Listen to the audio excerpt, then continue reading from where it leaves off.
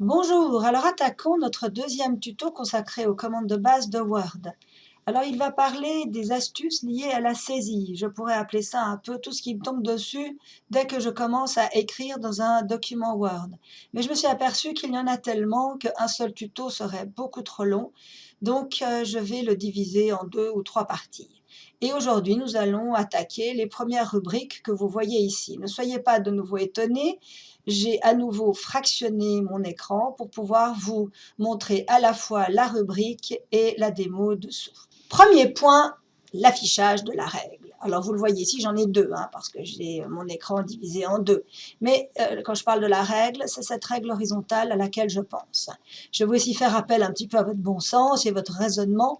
Si j'ai un problème d'affichage de la règle, je vais tout naturellement aller dans le ruban, dans l'onglet affichage, dans le groupe afficher, que je montre un petit peu ici, et il y a un bouton règle. Bizarrement, lorsque l'on installe Word, ce bouton n'est pas actif. Il suffira de le faire une première fois pour que ça reste. Très étonnant que Microsoft n'ait pas prévu par défaut que la règle soit affichée. Pour moi, un traitement de texte sans règle, c'est inutile. Voilà donc pour cette première rubrique. La deuxième est aussi une affaire d'affichage, ce sont les caractères dits non imprimables, c'est-à-dire les espaces, les signes de tabulation, les retours, etc. Vous allez me dire « Oh, mais moi, je les enlève systématiquement, c'est moche !» Oui, je sais, il y a beaucoup de gens qui font ça, mais croyez-en, mon expérience, c'est une très mauvaise idée.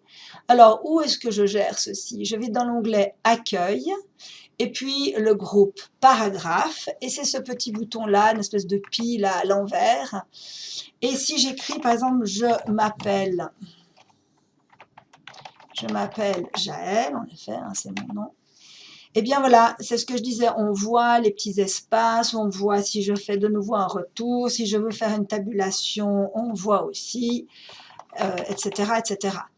Alors, gardez-les, systématiquement travailler avec une vision complète, parce que si vous cliquez sur ce petit bouton, eh bien vous ne verrez rien, d'accord, c'est plus joli, mais vous ne verrez même pas vos erreurs, vous aurez de la peine à voir les doubles espaces, vous faites des erreurs de tabulation, de retrait, vous verrez rien.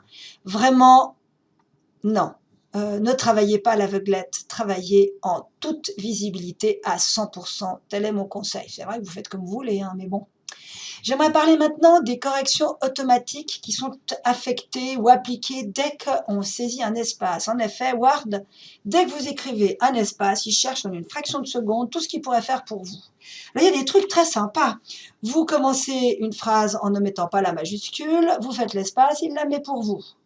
Vous écrivez « le chat dort dans son panier » et au lieu d'écrire « dans » D-A-N-S, vous écrivez « D-N-A-S ».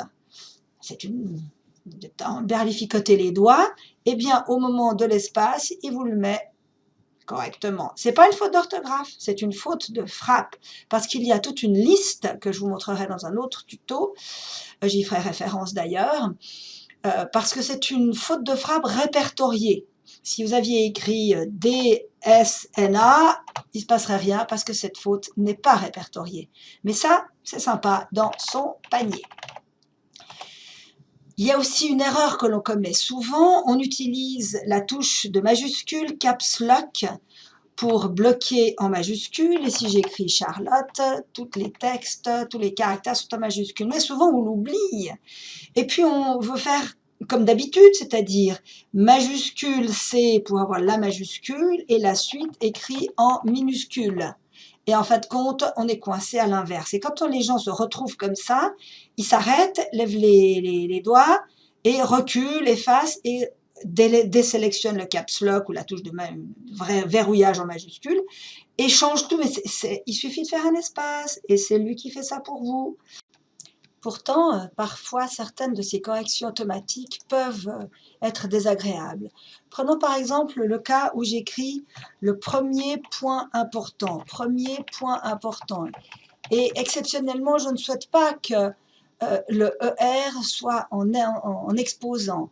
Alors, pour toutes les corrections automatiques, il est important de savoir qu'il y a toujours, quand on pointe après coup, une petite balise, on appelle ça un tag ou une balise, qui permet de faire une variante et notamment en général d'annuler l'automatisme de Word. Ici, je vais annuler l'exposant.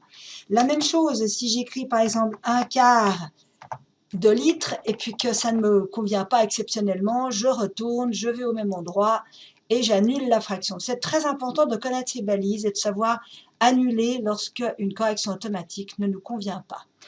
Donc voilà, je vous attends pour le tuto d'après. On va continuer, on parlera de la casse, des caractères spéciaux, etc.